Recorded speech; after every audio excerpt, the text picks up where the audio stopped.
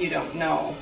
Have you ever done a PowerPoint presentation for work, for your colleagues, for anybody? Okay. I did one, and it wasn't about teaching. It was actually Erasmus project, an international Erasmus project, and I was presenting our school to 9 other countries, and it was traumatic. Okay, because I don't think I slept the days prior to doing this presentation, and these presentations. Well, this one is more structured, so nobody cries. But before I reached the awareness that my students needed structure and they needed something that gave them confidence, because they are used to studying, memorizing, and when you ask them to do something outside of the box, they don't. And initially, years ago, I had started with a Pecha Kucha. Have you heard of Pecha Kucha? No. We actually hold Pecha Kuchas in Italy now. They're generally, Pecha Kucha is, I believe, Japanese, and it's a presentation. It's a very specific type of presentation. You can Google it and you'll find the site and the explanation. It's 20 slides for 20 seconds each. How do you spell that? P-E-C-H-A-K-U-C-H-H. When you Google it, you'll find it. K-U? I think it might know Japanese. I mean, the spelling is not, but that's the K-U? Kucha, C-H-A. Pecha Kucha. I think I've spelled it correctly, but if you Google that, it'll come out. Pecha Kucha are these presentations that artsy people use. Artsy means that they're not professional artists, but they're people who have something to say or show, and they generally take place in cultural centers or in the basement of libraries that have a room, and they're like poetry readings, you know, that well, if you go to places, probably Milan too, but this is all about New York. Poetry readings take place in the downstairs of a bookstore, and just, you know, people are interested and they go there and they read their poetry. And Pecha Kucha is the same thing. It was created by architects, because architects show their work with slides, but they just don't shut up. They go on and on and on. So they needed people to contain their presentations. So they devised 20 slides, 20 seconds each, which comes to a little more than 6 minutes. So, and it has to be automatic. You don't touch it anymore. You put on the timer and your slides move. So you have to know the subject well, okay? And so I did this with my students, and I actually tried it first, right? And I did a presentation about the town where I'm from. And I showed them how to do it, and I said, okay, so choose a topic you're familiar with and tell them. This thing moving quickly, I had people, they were traumatized. The word Pecha Kucha caused fear in the soul of the linguistico. People who would actually cry. Faint. Yes, this is why I say it's so emotional. So now the Pecha Kucha I have backed away from, or I reduce it to 10 slides, okay? But it's still always something fun to, you know, make them. And this is it. From the speaking perspective, you have to know what you're saying. You have to say it rather quickly, and you have to just keep going. And it's all about keep going. So, and anyway, so this is the step back after the Pecha Kucha fiasco. I will use it. Go back, and I stepped back from it, and then I started also with the presentations. They don't like them that much, but it doesn't matter. I know that in art history, for example, my colleagues use them, and they come to me and they say, well, they're presenting, they did this, and again, you will find, and this is my experience, yes, I teach this, but if your colleagues don't know this, they're going to be confused, because they're not going to have any writing on there, and they're going to present it, yet the teacher who doesn't know how to do presentation, and they don't, will expect all the writing. And this literally happened to me with the history teacher who showed me his presentation. He said, well, I'm teaching the students this, and I'm using the smartboard, because I teach in a 2.0 school. Full technology. The last thing that they don't have is iPads, but smartboard, computers everywhere. So the teachers are pressured into using them, and how do they use them? Well, instead of the book, they put the page there, and it's the same thing, right? So he showed me his presentation. I said, no one's going to listen to you. I said, you can't do this. I said, the moment you have them read, they don't listen. It's sensory. One cancels the other. And this shocked him. He was shocked. He didn't know. So what you're teaching, your colleagues need to know. There's a method, and it's a precise method, and we need to agree, because we can't have them using this technique, which is the right technique, and then you evaluate them incorrectly because they don't have it. It's all writing, or vice versa. So again, this information needs to, yeah. So when you're doing formazione in your own schools, when you do auto formazione with your colleagues, perhaps this should be put in and say, okay, this is what I learned, I'm passing it on to you, so that we all evaluate them in the same way. It's only fair to the students. One word for elementary, okay, about the presentation. In Anglo-Saxon countries, Australia, England, Canada, the States, we, from kindergarten to elementary, we do show and tell. Have you heard of show and tell? Yes. Show and tell, I did show and tell, and I'm 54. So you can imagine how long we have been doing show and tell. The educational benefit of show and tell was recognized centuries ago when I was a kid. Show and tell is nothing but giving your kids the time, and it can be structured in any way you want. Once a week, a half an hour of show and tell. Every day, 2 students do show and tell. Whatever, at the beginning of the lesson. It was generally at the beginning in the morning, but it doesn't matter. End of the day, as a break between activities. We were allowed as kids to bring something to school that we wanted to talk about. We wanted to show. And elementary kids, and I'm going by instinct from what I remember as a kid, from having children, and for a brief period working with children. And I can tell you right now, the age group that I find teaching English the most difficult is actually elementary, because you're involved physically all the time. Everything has to be physical with them, okay? And I just am too lazy to be physical, okay? So I find it hard work. But anyway, show and tell teaches one thing.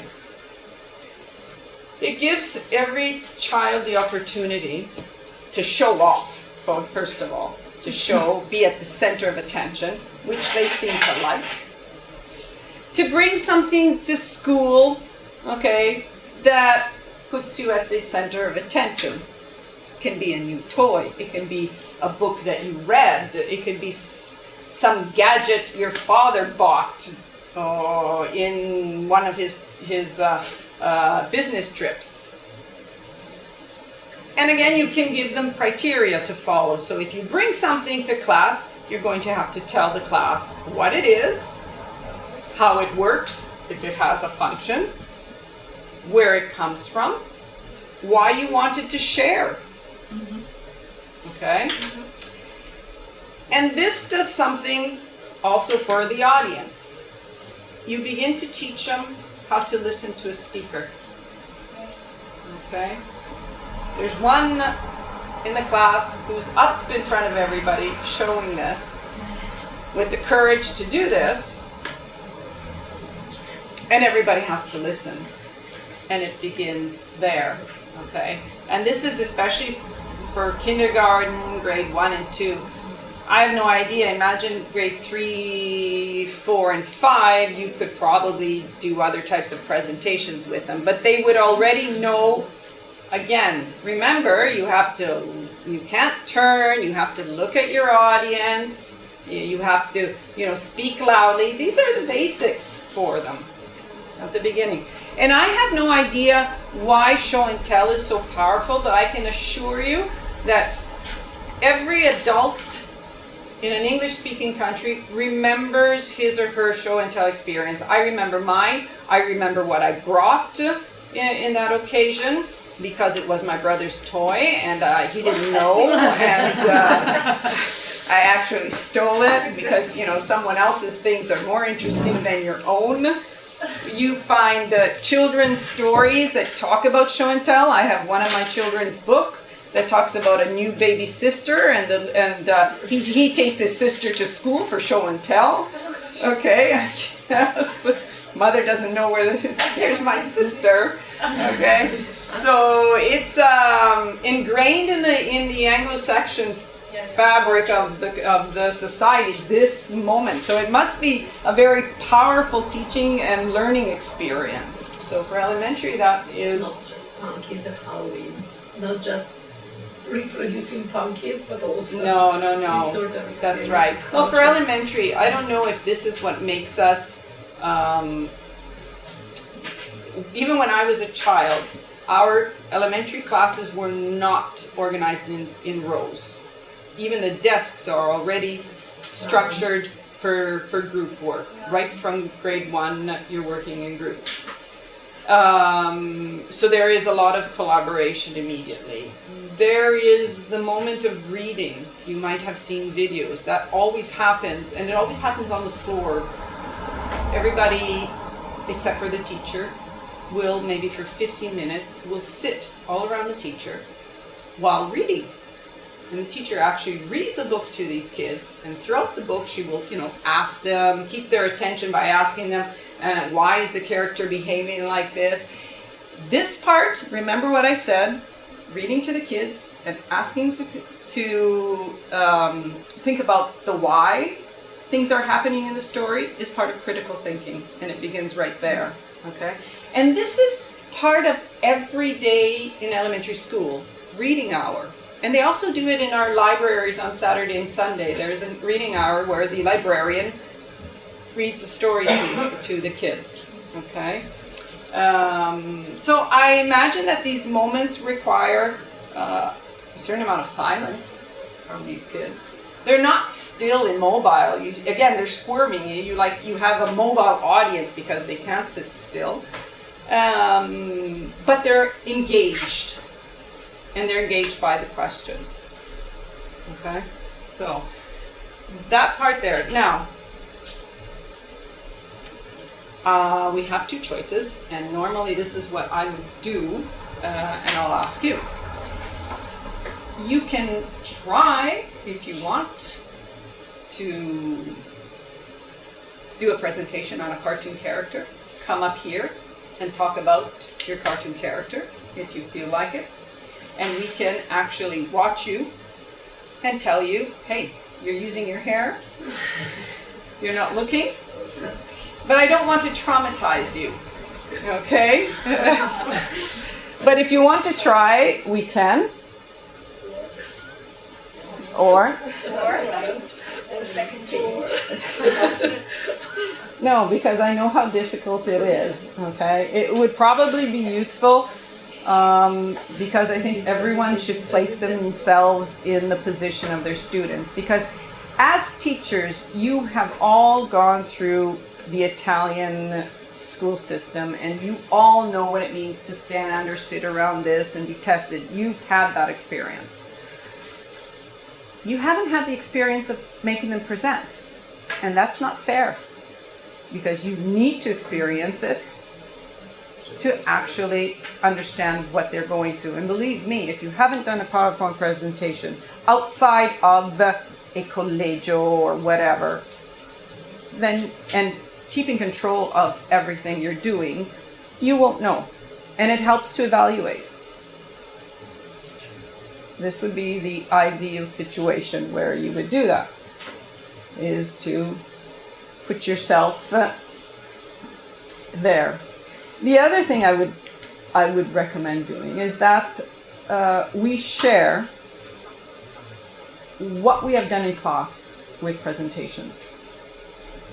Because the big part about group work, which we do too little of in Italian schools, is the brainstorming, learning from others. We know that today the ideal learning experience, the experience that where kids learn the most, is when you give them the opportunity to learn from each other. They're not learning as much listening to you as they are confronting each other with the information, which again we'll see with the critical thinking how that works. But that's where the learning experience is, when they're actually putting their ideas out there and someone else is, commenting on them, building on them. And in this case, we all have different experiences. If we share them in the same way that I've shared mine with you, then you go away with other ideas. So who are the high school teachers and who are the elementary teachers? High school, no. Secondary, first grade.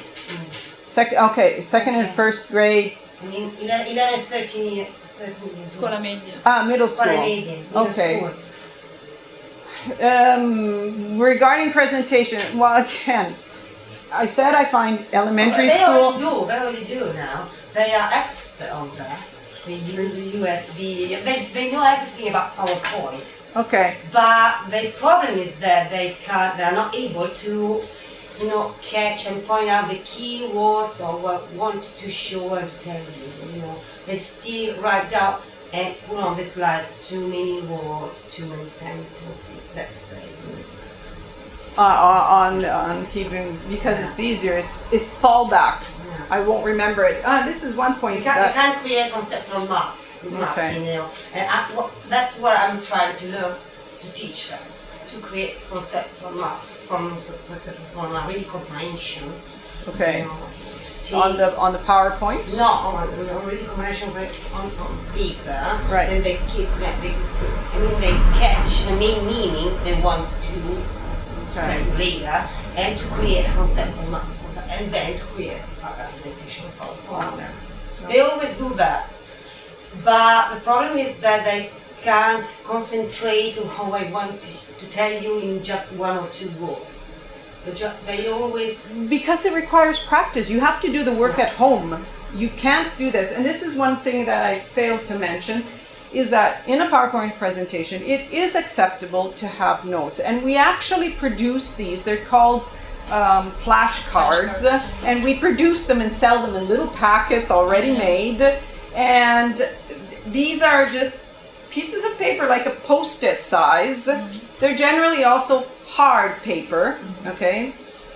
Because it's easier to yes.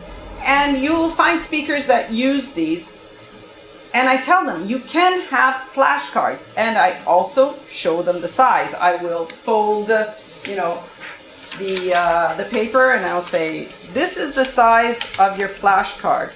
It cannot be bigger. If you come up here with a sheet of paper with your notes, I can tell you you're going to lose marks, because you're not reading a speech.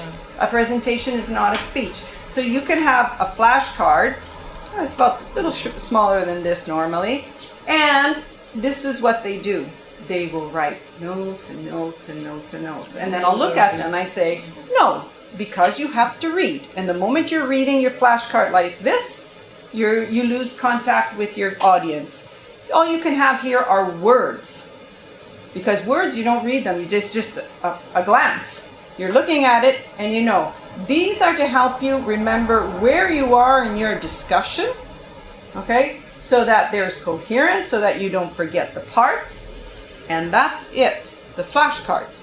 But in order to use the flashcards, you have to know the content, and that's like doing homework. So if you want a good grade, then you're going to have to work for it. Again, when I do this, I take them, and for each student, I give this to them, and they keep it. And I say, the next presentation, you look at what your weak points are, where you need to work, okay? And then you prepare your next presentation, keeping in mind this is where you had problems. Sorry, one thing that I didn't get, when you have a training, when you have them trained for the presentation, you give each student, you give the class, or each one of the students one sheet so they can evaluate their Yes, the way I would. their friend, and then when the final presentation, Only I have it. only you evaluate the students. Yes. Okay, so- The rest of the class is just Exactly. audience. So I And think- generally, because this is time consuming. Yeah. So what I have, and I will show you, because these are little toys, but they make teachers' lives sometimes easier. I have 430 students because I have 3 schools, 1 hour in each class. And I don't remember their names. I will go into the first concilio and well, who are we talking about? And I'm not the only one, to tell you the truth. This app is called Teacher Kit, okay? Teacher Kit. And Teacher Kit allows you to create a class. You have to photograph each student with your iPad, and you have each student there on it. And it's kind of interesting because, for example, I have the register. However, I'm not the teacher who puts in who's absent, who's present. And in high school, they like to, the first lesson, they like to maybe not arrive. I don't know. I don't know how many of my specific lessons you're doing, if you're leaving early or not. However, this is a first year class. If I take attendance, and it tells me exactly how many they missed of my lessons, and it also, I can put in grades and it evaluates, but that's not, for you, it's not important. What is interesting about this, it has a sister app connected to it, where I click and I open, and I randomly choose my students. And because I don't remember their names, and teachers have a tendency to call the same people. We all do it.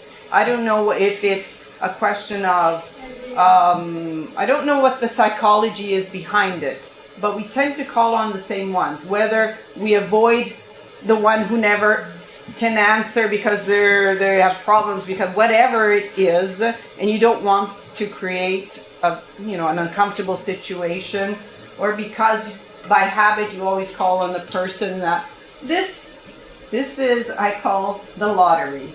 And who wins the lottery today? I call their names, and so I'm not forgetting anybody when they're speaking. So it's just a it's a useful app. And so this is what happens, because if I spend time doing all the practice and telling each individual what they did well and what they didn't, and then we do it for real, it takes forever. So there are the lucky winners, 5 or 6, depending on how well they responded to the activity. And then we evaluate them. We talk about it, based also on what they're seeing there. You can give them the evaluation. It doesn't, they can also just write. But that helps the students understand what Yeah, they're looking for, absolutely. okay? And then they're evaluated, and they see. And then the rest, So you just pick 5 or 6 out of them, and then Yeah. they have to Yeah. have the presentation. I also give them the chance to volunteer. Okay, yeah. They don't understand that by volunteering, that's the best thing, because the next time you're going to do it better. Yeah, it's it- a chance that you give them. Even if you see what to do well and what not to do, until you're doing it, it doesn't sink in. You have to be the one actually practicing it. And of course, like anything, the more you do, the more comfortable you become and the easier they are. The next type of PowerPoint presentation that I ask them to do is on a topic of choice. And here the point is the topic, because I say, your topic has to capture my attention. That's what I And, yes, and it has to capture my attention. So you can't come to me and talk about your favorite football team, okay? You have to know your audience. I say, who's your audience? 16-year-old girls mostly. So if linguistico, it's girls, okay? That's the audience. So if I have 3 or 4 boys, I say, you're not doing this presentation for your friend, your buddies right there. The audience predominantly female. You have to take that aspect into consideration. Your audience is predominantly non-English speaking, predominantly all non-English. The way you speak has to be taken into consideration. Again, I say, when I walk in, the vocabulary I use in a first year class is going to be different from a vocabulary I use in a 4th year class. So you have to say, who's your audience and how am I going to reach that audience? So choose something that's going to be captivating. Oh, and I get all kinds of things. Yeah. The last one was piercing. That was difficult to look at. Okay? Piercing. Tattoos I can handle. The piercing part was a little difficult. All right? And again, I always put myself in their situation. I said, well, you don't know a lot of things of what might be interesting because you're all looking at the same social media. You all have the same information. So go and ask your teachers, go and ask your parents, go and ask your older friends, what is interesting to see, what to talk about. Okay, and so you get things that are interesting. I've seen presentation. One of the foreign students, I think she's from Morocco. She gave a beautiful presentation explaining the different veils and the outfits. And there is. We don't know. I didn't. I was ignorant. But there's a style. There's a business, a fashion behind all this, and it was interesting to see. But also for them. So culturally, also, if you have foreign students in your class, that becomes really interesting. And it becomes interesting. And here, if I do that, I will give them another one, and I'll say content at that point. Did they choose something interesting that captures? And content. If you're giving them, but it's the same. If you're giving them something specific, I don't know, in middle school you would do Aesop's fables, right? You do Aesop's fables in middle school. Well, present a fable. Right? You're going to tell the story to the class and you're going to use the images from the fable. Try to find one that is not well known. Okay? So that we're learning some new ones. Okay? And if I were doing the fables, and I would say, and remember, this is a fable. We generally tell these to children. It's a story, so storytelling requires emphasis. It requires the rise and fall of your voice to make it interesting. The monotone is going to kill your audience.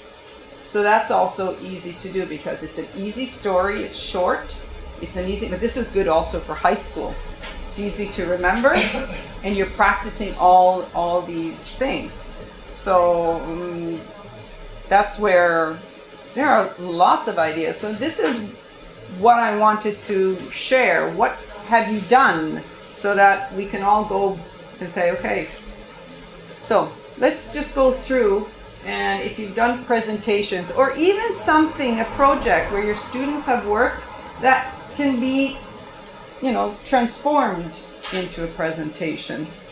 Have you done anything using? Not yet, but when I was listening to you, I was thinking about a lot of activities that you can do using presentation instead of the hold all the lessons that is too boring for them.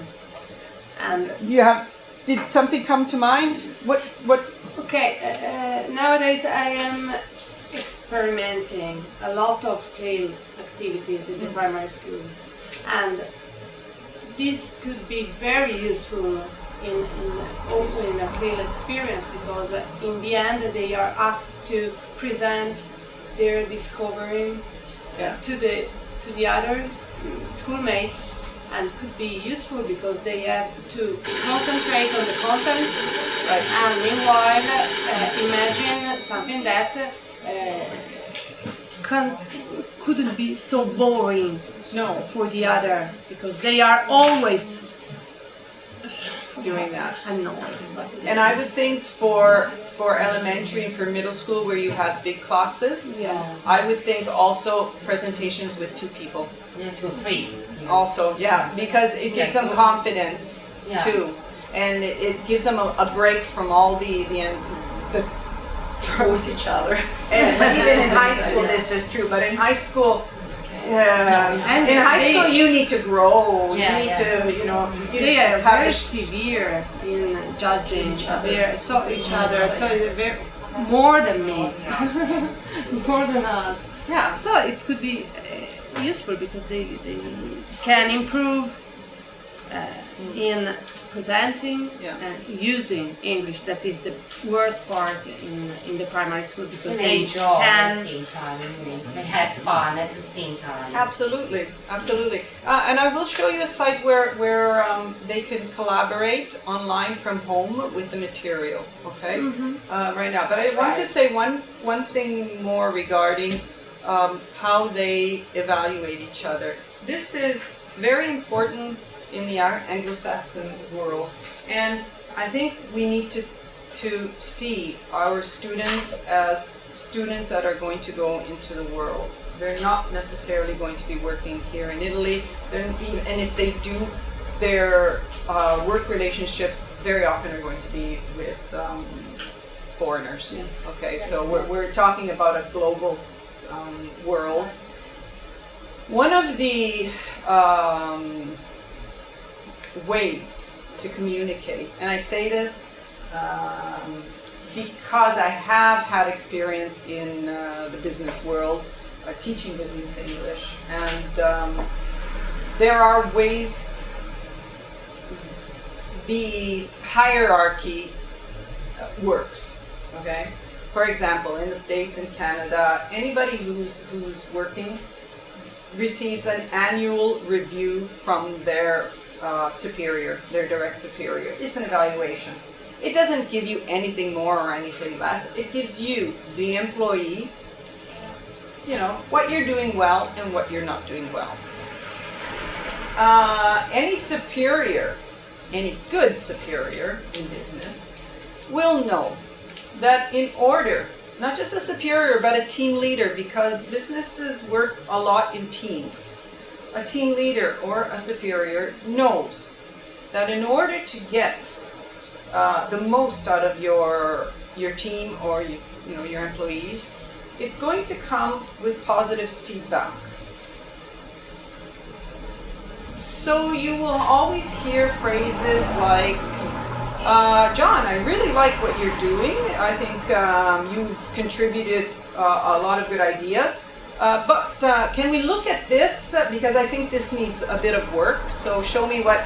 There is a way of criticizing that is indirect, that leads you not to feel it as a direct criticism of you as a person, but an attempt to lead you to see something in a different way. They're Okay? completely different. We are completely different. I say we because I've lived here a very long time. And I'm old. You've been corrupted by Italians. And another thing that we don't do, in English the expression is we don't toot our own horn, which means that we don't brag as Italians. We tend to keep things low. So you would never say to someone, wow, you have really good ideas, or you, and this is where you see it. selling yourself, but not in a bad way, in a good way. And again, I'm going from personal experience. I've written a lot of, or I've helped to write, but I've written a lot of letters of presentation for foreign universities on the side of the teacher, but also as the student, because the foreign university will want the student to write one saying why you should be admitted to this university, and one from the teacher saying what this student is like. You also write one when you apply for a job. In my world, you also do that, okay? And I'm learning a lot because my children are doing this. And I've recently received the one that my son is doing, trying to get an internship. Do you know what an internship is? Okay, so it's a job that you do in the working world, but it also serves as a credit for university. So he has to present himself to the business. And in order to do that, you can't just say, I'm a university student, I studied this, and these are the jobs I've done. You have to say what your talents are, what your strong points are. And kids are not able to do that. Italians are not able to do this. Absolutely not, because you are being, give me the word, this is a moment where I have no vocabulary. You are being, yeah, the opposite of not modest. And not being encouraged, and not being supported in your talent. But you, yes, but you have to talk about them, okay? So that's to You're not brag in self-conscious. English, okay? And so, but you have to do this. And you have to say, I have these skills because I have done this. They might do it here, I know why. They don't like China. No, you don't love your country, and you don't love your audience. That's I grew up here, and first of all, there is no love for nationality. First, Yeah. secondly, if you don't love your country, you don't love them, and you never respect your talent. There's also difficulty recognizing them. For example, Yeah, for my 'cause student, They never speak about it. They don't love you. That's, I don't know how to say it. I don't know. Here I think it's a question of recognizing very specific talents, and it's at a very high level. And it could be also population density, so many people, but it's mostly, I think, cultural. It's cultural. It has to be something spectacular. Anything less is not. Again, concrete example to give you an idea. I tell my students, well, if you have been a class representative or the school representative, you need to put that on your first CV where you don't have experience. Because to be a representative, to you it seems that you have done nothing. But as a class rep, you have already shown leadership qualities, and leadership qualities is a key word in Anglo-Saxon culture. You've shown them because you are willing to gather the information from your class, go in front of the teacher committee, and complain, which is the most courageous thing, okay? Right? And I said, that is leadership. But we don't recognize that in our students, that it requires a skill to do that, or a characteristic. Again, referring to my daughter's interview, she is so Italian. She said, oh, I don't know how to sell myself. I said, well, just think of the things you've done in your life so far and use them to your advantage.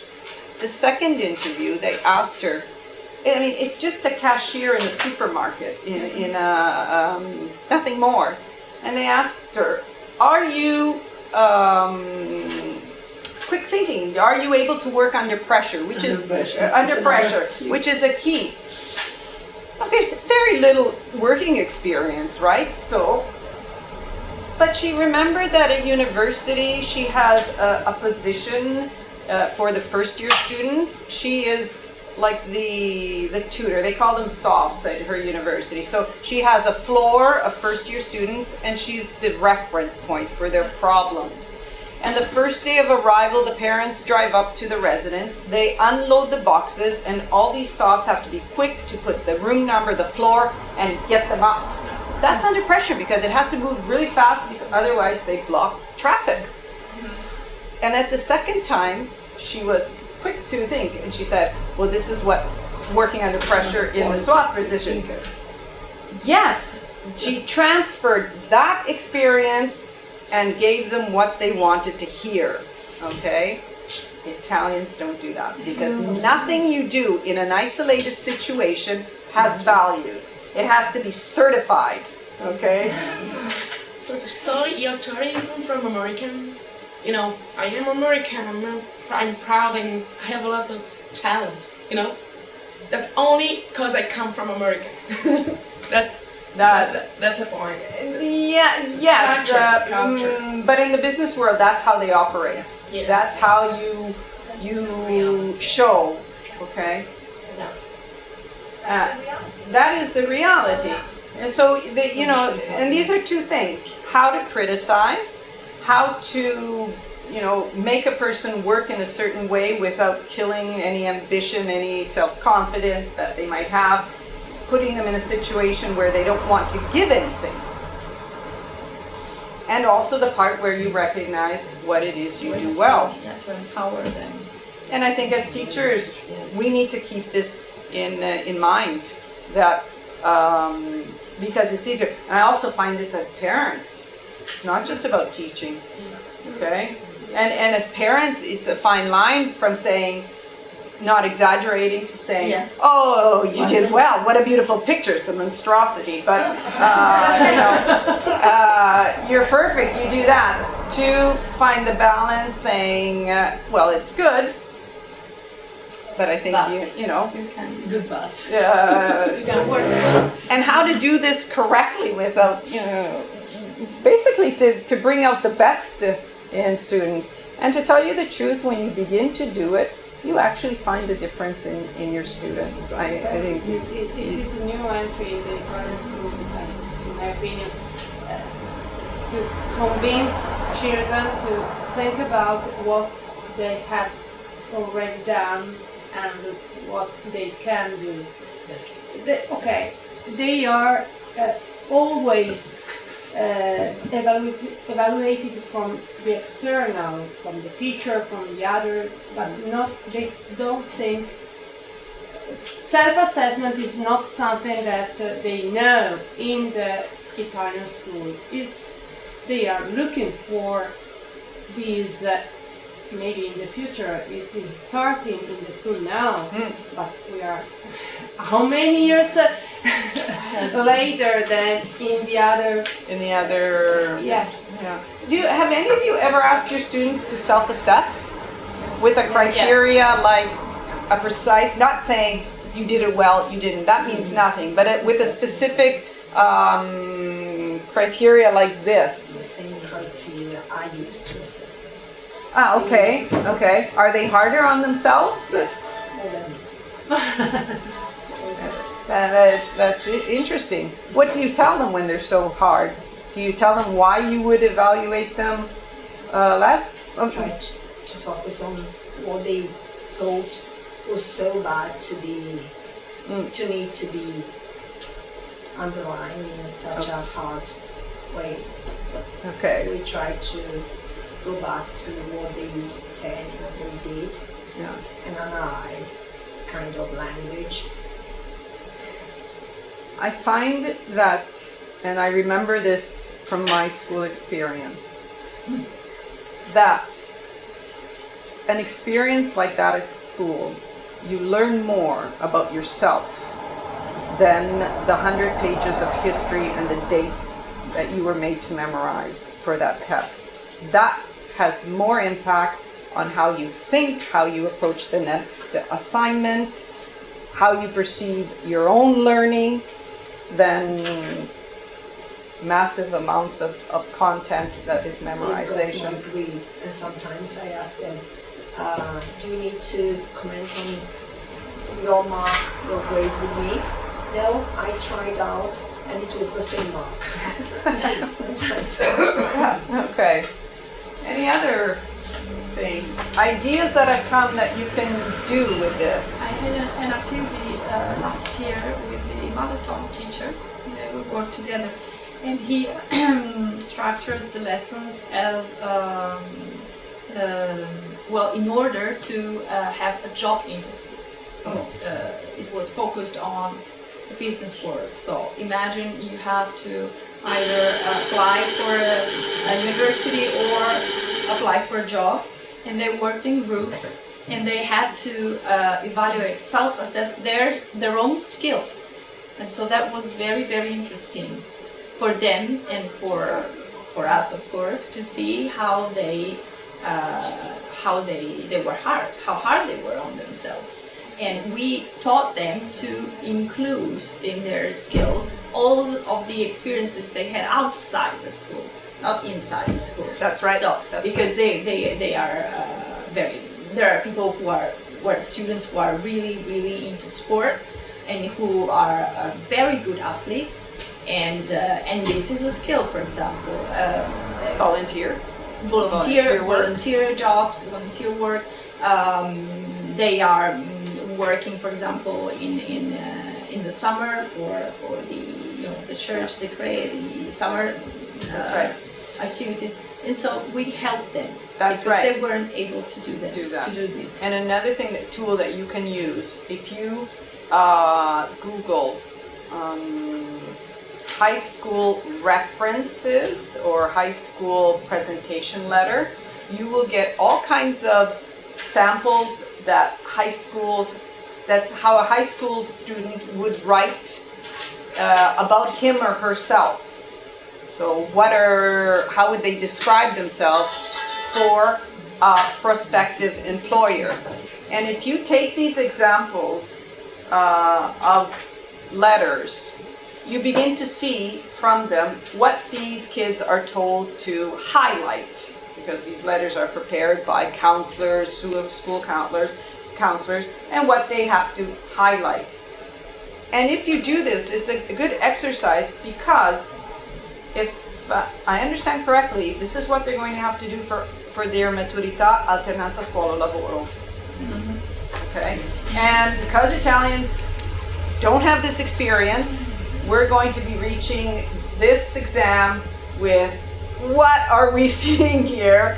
And it would be a good idea to help them understand what they're looking at, how to describe what they're doing, in the sense, yes, I'm going to the pharmacy and I'm sitting there and I'm cleaning shelves, but I'm also seeing how the staff interacts. I'm also seeing how the pharmacist deals with a difficult customer.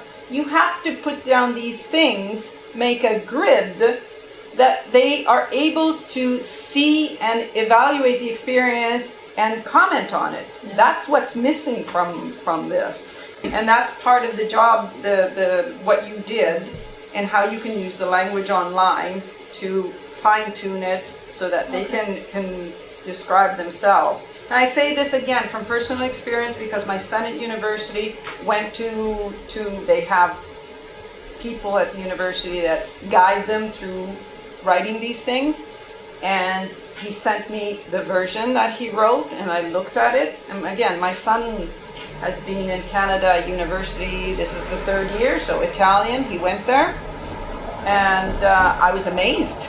I said, is this you? You're so... Yes. Wow, I would hire you, even if I'm your mom, okay? It looks very impressive, you know, and it is impressive, and it's not a lie. It's just an evaluation. Really? Yeah, I don't know. He worked as a cook for 2 summers, so it's not about knowing when the pasta is ready, and it's about the type of work, the interaction, the relationships, the pressure, the organization. This is all in any job, okay? And this is what we fail to see.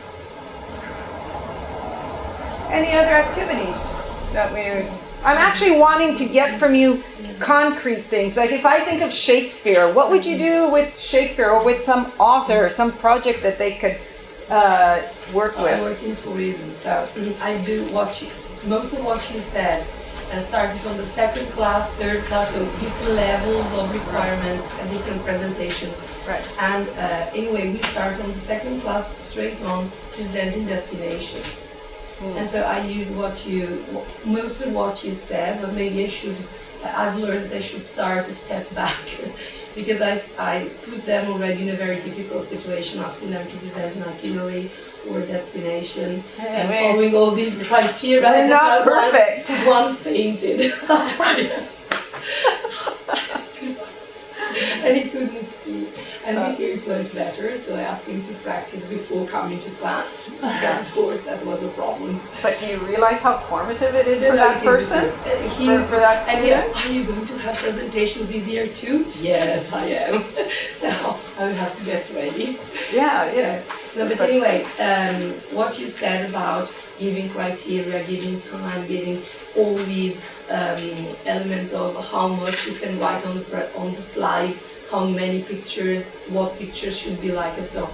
And this year we decided as a board, in Consiglio di Classe, to work on communication strategies together.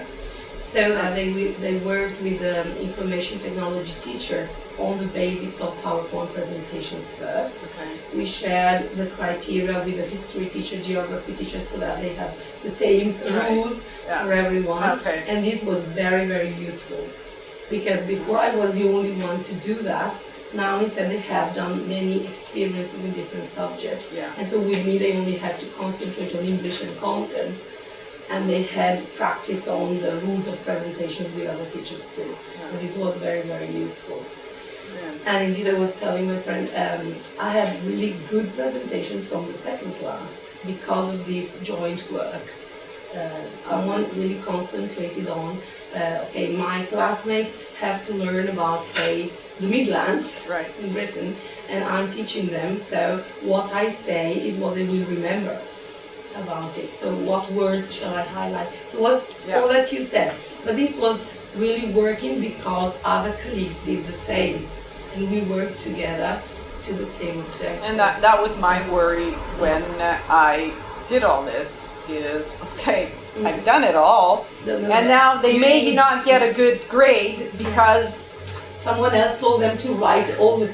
That is the point. Something I wanted to add. What I find very useful, I give all these rules before, and I want them to send me the actual text they work on 1 week in advance, and the PowerPoint presentation 1 week in advance, and I give them correction, individual correction, language, and also if I see that they don't respect it, I tell them before, so they can correct and they don't come to the class with a gross mistake. That's true, and I have to say big, in the preliminary it's a lot of work one, for me, but because I have 6 classes and I have got maybe 4 classes doing the same thing, more or less in the same period. So, but it's important for them to have a feedback from you before in the presentation. I agree with that.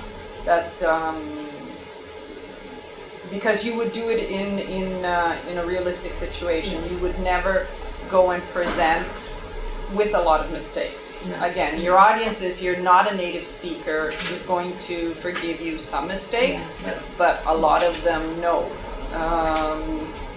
Because it's not that they wouldn't forgive you in a normal situation if we're just chatting, but you're presenting, so it means you haven't prepared yourself with the mistakes. And so that's what I do with the preliminary. I will correct it.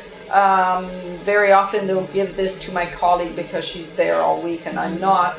And sometimes, again, but it's not easy to do because a lot of this is spontaneous speaking. It's not memorization, because if they do it as memorization, it'll come out as a monotone.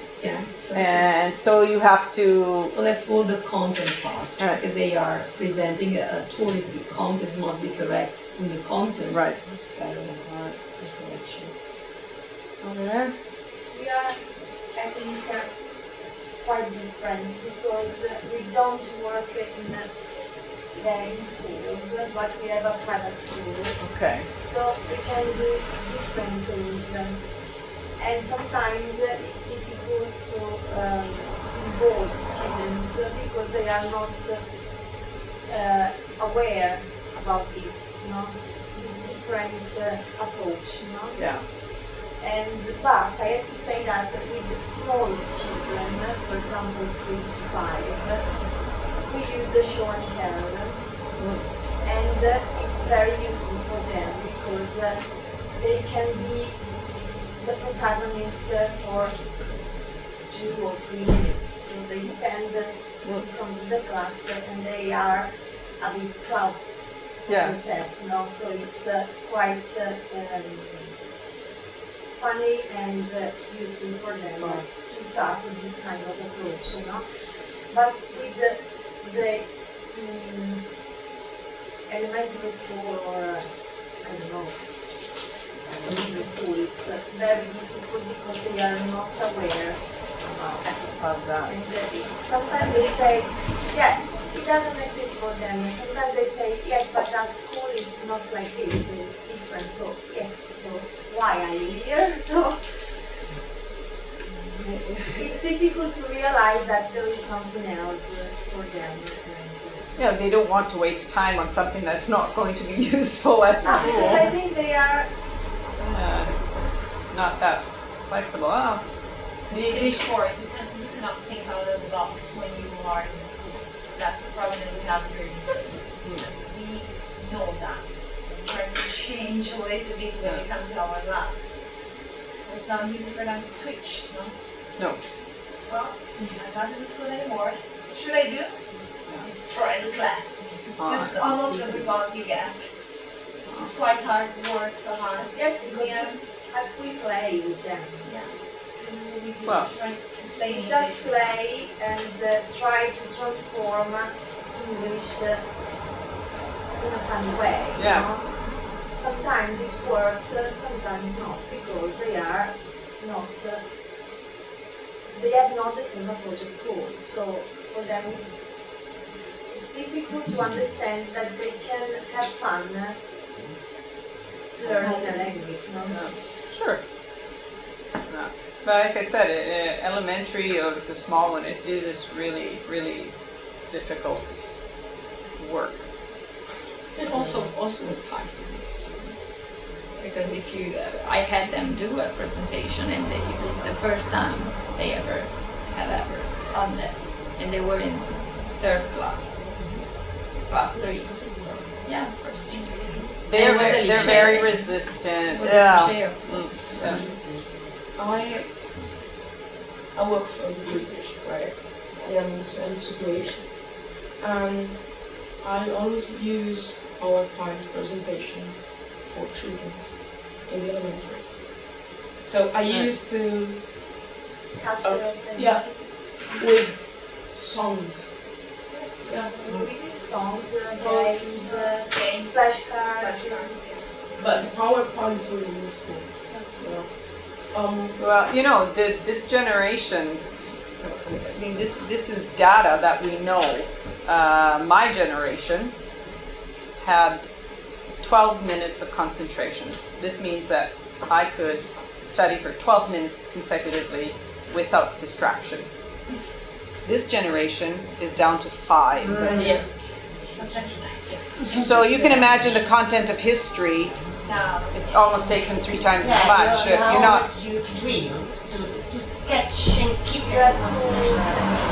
Yeah. That's the They reason don't- why they film must be to work in groups instead of by their own, because and they feel much more confident working in groups together. Well, again, this is the problem, right? Because you've got a generation that doesn't have this concentration. We're trying to capture their attention like flies. They're everywhere like this.